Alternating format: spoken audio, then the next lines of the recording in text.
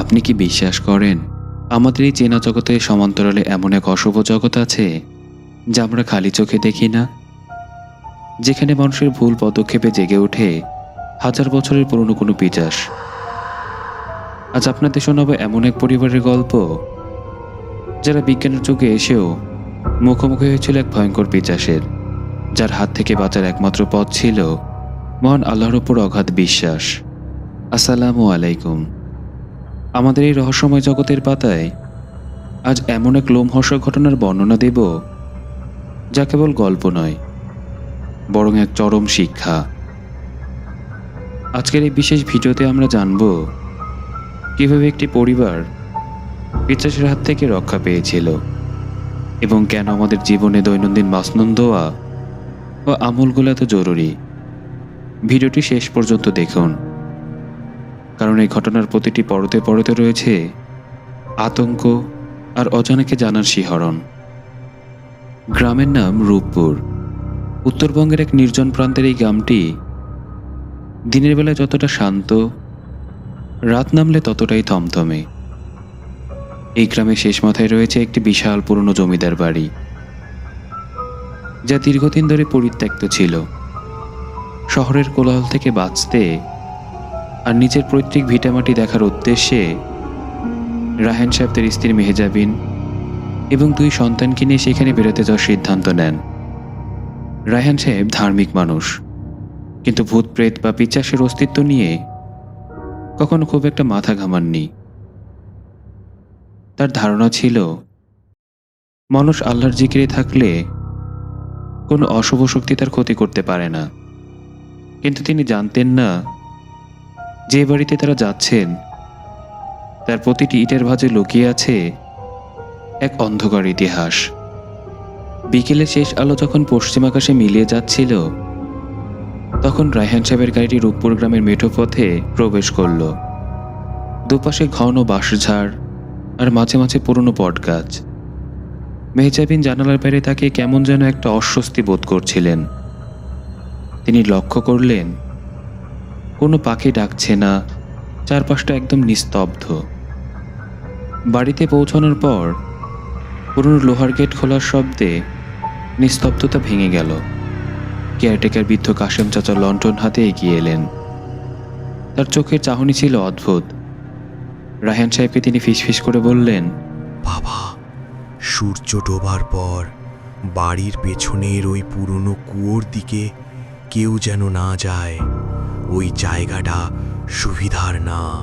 রায়হান সাহেব হাসলেন, বললেন, আরে কাসেম চাচা, ভয় পাবেন না, আমরা আল্লাহর উপর ভরসা করি। নামাজ কালাম পড়লে কিছু হবে না।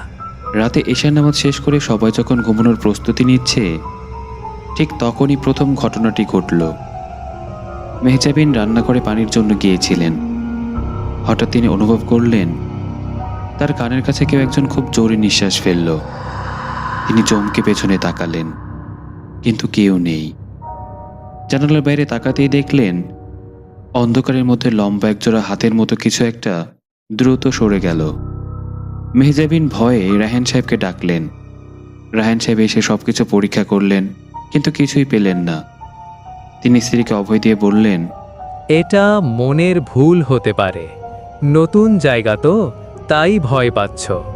কিন্তু রাত যত বাড়তে লাগলো, বাড়ির পরিবেশ ততই ভারী হতে শুরু করলো। মাঝরাতে রায়হান সাহেবের ছোট ছেলে আয়ান ঘুমের ঘরে চিৎকার করে উঠল। সে দাবি করল তার খাটের নিচে একজন বিভৎস দেখতে লোক বসে আছে, যার চোখগুলো আগুনের মতো লাল এবং তার শরীর থেকে পচা মাংসের গন্ধ আসছে। রায়হান সাহেব আয়াতুল কুরসি পড়তে পড়তে সারা ঘরে ফু দিলেন। কিছুক্ষণ পর আয়ান শান্ত হলো ঠিকই, কিন্তু রায়হান সাহেব নিজেও এবার দরজার আড়ালে এক দীর্ঘ ছায়া দেখতে পেলেন, যা সাধারণ কোনো মানুষের হওয়া সম্ভব নয়। রাত তখন প্রায় 2টা। পুরো গ্রাম যেন মরণ ঘুমে আচ্ছন্ন। রায়হান সাহেব জায়নামাজে বসে তসবিহ পাঠ করছিলেন। হঠাৎ বাড়ির পেছনে সেই পুরনো কুয়োর দিক থেকে একটা বিকট আর্তনাদ ভেসে এলো।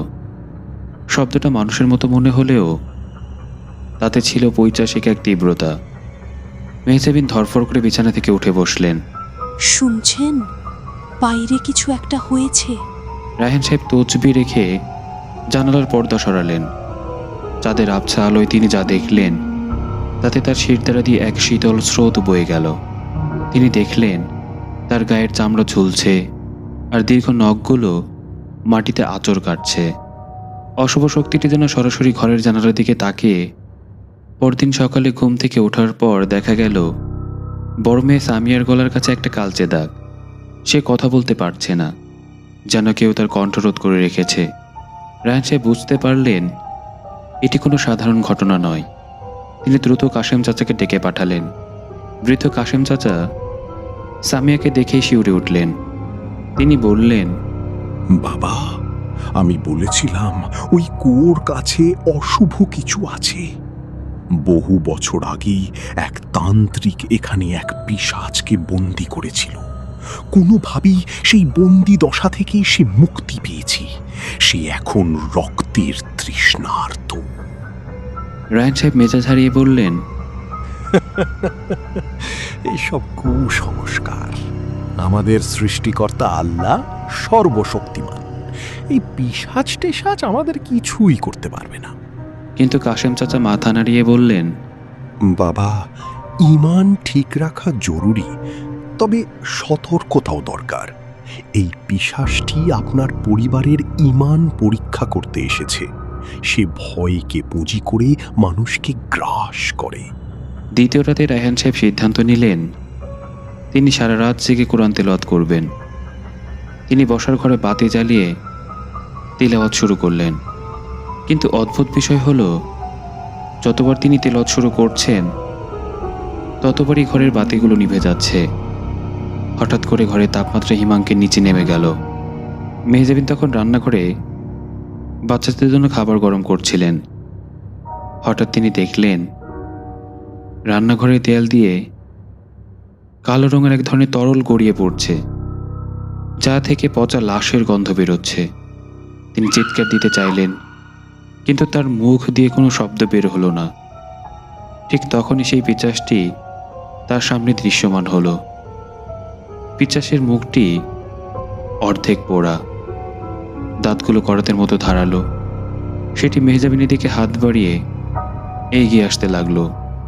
রায়হান সাহেব স্ত্রীর আওয়াজ না পেয়ে দৌড়ে রান্নাঘরে এলেন। দেখলেন মেহজাবিন শূন্যে ঝুলে আছেন, যেন অদৃশ্য কেউ তাকে গলা টিপে ধরে রেখেছে।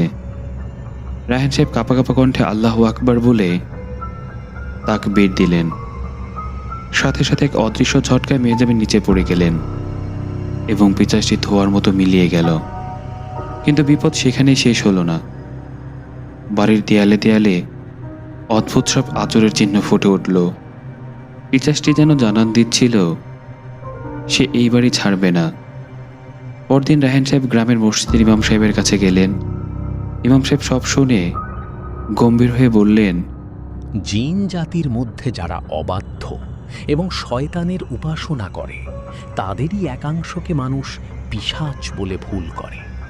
এরা মানুষের ভয় থেকে শক্তি সঞ্চয় করে। আপনার বাড়িতে যা আছে তা সম্ভবত কোনো তান্ত্রিকের পোষা খবিস ছিল, যা এখন মুক্ত। এটি তাড়াতে হলে কেবল সূরা বা দোয়া যথেষ্ট নয়। আপনার বাড়ির প্রতিটি কোণ পরিষ্কার করে আল্লাহর নাম নিয়ে শুদ্ধ করতে হবে এবং দেখতে হবে বাড়িতে এমন কোনো বস্তু আছে কিনা যা পিশাচটিকে টেনে আনছে। রায়হান সাহেব ফিরে এসে পুরো বাড়ি তল্লাশি করতে শুরু করলেন। শেষ পর্যন্ত স্টোর রুমের এক কোণে একটি পুরনো কাঠের বাক্স পাওয়া গেল, যার উপর অদ্ভুত সব সংকেত খোদাই করা ছিল। বাক্সটি খোলার পর সবাই আতঙ্কে জমে গেলেন। ভেতরে ছিল মানুষের হাড় এবং পুরনো কাগজের একটি পুতুল, যাতে সুই গাঁথা ছিল। সেই পুরনো কাঠের বাক্সের ভেতর পাওয়া মানুষের হাড় আর রক্তমাখা পুতুলটি দেখে রায়হান সাহেবের কপালে ঘাম জমে গেল। ইমাম সাহেবের কথাগুলো তার কানে বাজতে লাগলো। বাড়িতে এমন কিছু আছে যা এই অশুভ শক্তিকে আমন্ত্রণ জানাচ্ছে। তিনি বুঝতে পারলেন এই বাড়িতে শুধু পিচাস বাস করছে না, বরং কেউ এখানে গভীর কোনো কালো জাদু বা শিহর করে রেখেছে। কাশেম চাচা ভয়ে কাঁপতে কাঁপতে বললেন, বাবা, এই বাক্সটিই হলো সেই পিশাচের থাকার জায়গা। যে তান্ত্রিক এটি এখানে রেখে গিয়েছিল সে চেয়েছিল এই পরিবারের ধ্বংস। আপনি এটি খোলার মাধ্যমে ভুল করেছেন। এখন সে আরো শক্তিশালী হয়ে আপনার পরিবারের উপর চড়াও হবে। রাত নামার সাথে সাথে বাতাসের শব্দ বদলে গেল। মনে হতে লাগলো শত শত মানুষ একসাথে বাড়ির বাইরে বিলাপ করছে। রায়হান সাহেব বাড়ির চারদিকে ইমাম সাহেবের দেওয়া দোয়া পড়া পানি ছিটিয়ে দিলেন, কিন্তু পিচাসটি এবার সরাসরি তার সন্তানদের লক্ষ্যবস্তু বানালো। ছোট ছেলে আয়ান হঠাৎ করে আরবিতে কথা বলতে শুরু করলো, অথচ সে আরবি জানে না। তার কণ্ঠস্বর বদলে গিয়ে এক গম্ভীর ও কর্কশ রূপ নিল।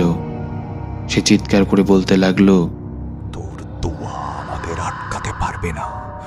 এই বাড়ি আমাদের, এই মাটি আমাদের রক্তের তৃষ্ণার্ত। আয়নের চোখ দুটো তখন উল্টে সাদা হয়ে গেছে। মেহজাবিন কাঁদতে কাঁদতে ছেলেকে চাপটে ধরলেন, কিন্তু আয়নের শরীরে তখন অসুরের শক্তি। সে এক ঝটকায় তার মাকে দূরে ছিটকে ফেলে দিল। রায়হান সাহেব বুঝতে পারলেন দেরি করার আর সময় নেই। তিনি সাথে সাথে সূরা বাকারা উচ্চস্বরে তিলাওয়াত করতে শুরু করলেন। সূরা বাকারার তিলাওয়াত শুরু হওয়ার সাথে সাথেই বাড়ির ভেতর এক লঙ্কাকাণ্ড বেঁধে গেল। জানালার কাঁচগুলো একা একাই চুরমার হয়ে ভেঙে পড়তে লাগলো। রান্নাঘরে থালা বাসনগুলো বাতাসে ভাসতে শুরু করলো। পিচাসটি এবার সশরীরে রায়হান সাহেবের সামনে এসে দাঁড়ালো। তার উচ্চতা প্রায় 7 ফুট। শরীর থেকে ঝরছে কালো কুচকুচে তরল। সে রায়হান সাহেবের দিকে হাত বাড়িয়ে তার গলা চেপে ধরল। রায়হান সাহেবের শ্বাস বন্ধ হয়ে আসছিল, কিন্তু তিনি মনে মনে আয়াতুল কুরসি পাঠ করা বন্ধ করলেন না। হঠাৎ করে পুরো ঘরে এক অপ্রার্থিব আলো জ্বলে উঠল। রায়হান সাহেব অনুভব করলেন তার কণ্ঠনালীর উপর থেকে চাপ কমে যাচ্ছে। তিনি জোরে জোরে বলতে লাগলেন, লা হাওলা ওয়ালা কুওয়াতা ইল্লা বিল্লাহ। এই কালিমা পড়ার সাথে সাথে পিচাসটি যন্ত্রণায় কাতরাতে শুরু করলো। তার শরীর থেকে ধোঁয়া বের হতে লাগলো। ঠিক সেই মুহূর্তে গ্রামের মসজিদের ইমাম সাহেব আরও কয়েকজন দিনদার মানুষকে নিয়ে বাড়িতে প্রবেশ করলেন। তাদের হাতে ছিল কোরআন মাজিদ। ইমাম সাহেব উচ্চস্বরে আজান দিতে শুরু করলেন। আজানের ধ্বনি যখন পুরো পরিত্যক্ত বাড়িতে প্রতিধ্বনিত হচ্ছিল, তখন সেই পিচাসটি আর টিকতে পারল না। সেটি দেয়ালের ভিতর দিয়ে অদৃশ্য হয়ে যাওয়ার আগে বলে গেল, আমি ফিরে আসব যদি তোরা এই অভিশপ্ত বাক্সটি ধ্বংস না করিস। ভোরের আলো যখন রূপপুর গ্রামের আকাশকে রাঙিয়ে তুলল, তখন সবাই এক দীর্ঘ বিভীষিকা থেকে মুক্তি পেল।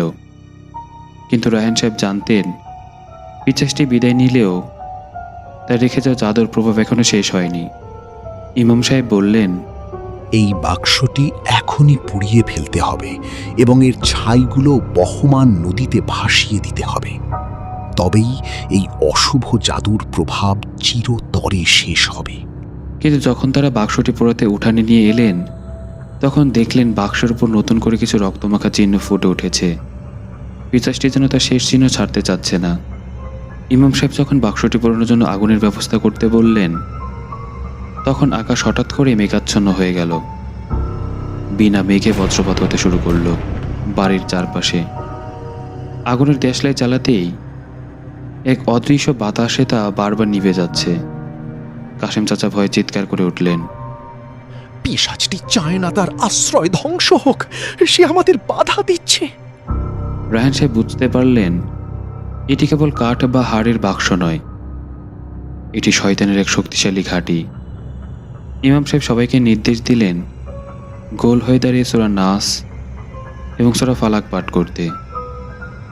সবাই যখন সমস্যায় তিলাওয়াত শুরু করলেন, তখন এক অদ্ভুত কাণ্ড ঘটল।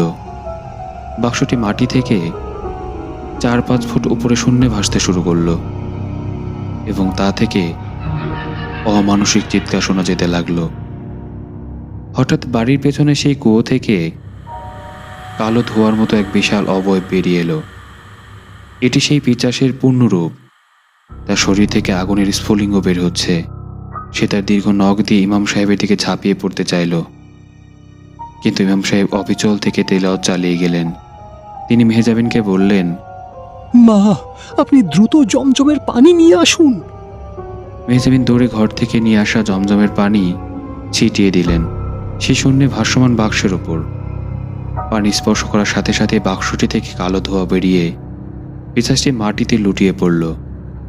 রায়হান সাহেব এবারে এক সাহসী কাজ করলেন। তিনি দ্রুত হাতে এক বালতি কেরোসিন বাক্সের উপর ঢেলে দিয়ে বিসমিল্লাহ বলে আগুন ধরিয়ে দিলেন। আগুনের শিখা যখন আকাশ ছুঁতে চাইল, তখন সেই পিশাচের গগন বিদার চিৎকারে পুরো রূপপুর গ্রাম কেঁপে উঠল। গ্রামের মানুষ ভয়ে ঘর থেকে বেরিয়ে এলো। আগুনের ভেতর সেই মানুষের হাড় আর বোতলটি পুরো ছাই হতে শুরু করলো। অবাক করার বিষয় হলো, আগুনের শিখার রং ছিল নীল এবং তা থেকে রক্তবর্ণের ধোঁয়া বের হচ্ছিল। পিশাচটি ধীরে ধীরে আগুনের লেলিহান শিখায় বিলীন হয়ে যেতে লাগলো। তার শেষ কথাগুলো ছিল বাতাসের কান্নার মতো। বাক্সটি পুরোপুরি ছাই হয়ে যাওয়ার সাথে সাথেই আকাশ পরিষ্কার হয়ে গেল। রৌদ্রোজ্জ্বল সকালের আলোয় বাড়ির ভেতরে ভাবটা একদম কেটে গেল। আয়ান সুস্থ হয়ে উঠল।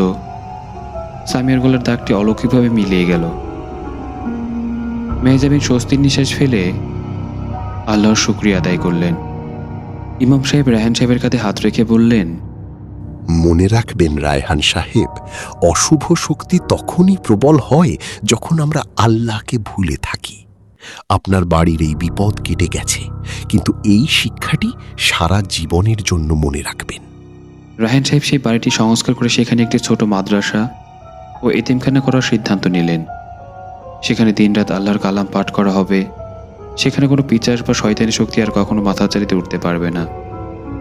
রূপপুর গ্রামে সেই পরিত্যক্ত বাড়িটি এখন আলোয় ঝলমল করছে, কিন্তু গ্রামের মানুষ এখনো সেই ভয়ঙ্কর দিন রাতের কথা ভুলতে পারেনি। প্রিয় দর্শক, রায়হান সাহেবের সাথে এই ঘটনা আমাদের মনে করিয়ে দেয় যে আমরা যতই আধুনিক হই না কেন, অশুভ শক্তির অস্তিত্ব অনস্বীকার্য।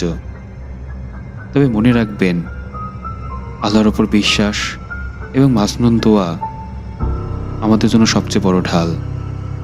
আজকের এই ঘটনা থেকে আপনি কি শিখলেন আমাদের কমেন্ট করে জানান।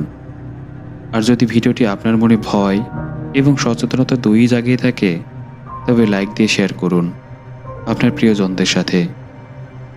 দেখা হবে পরবর্তী ভিডিওতে নতুন কোনো সত্য ঘটনার সাথে।